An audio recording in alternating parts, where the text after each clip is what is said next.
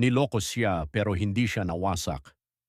Hindi siya umiiyak dahil iniwan siya, umiiyak siya dahil naniwala siya sa maling tao. Si Mark, 5 years in a relationship. Akala niya siya na ang makakasama habang buhay. Hanggang isang araw may nakita siyang message, hindi lang isa, hindi lang dalawa. Marami. Doon niya nalaman, may iba na pala.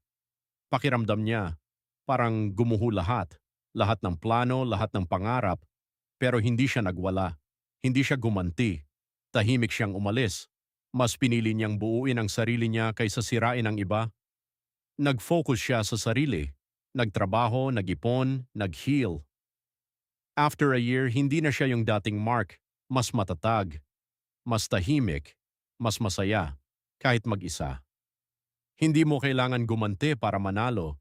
Minsan ang panalo ay yung kaya mong bumangon ng hindi dala ang galit.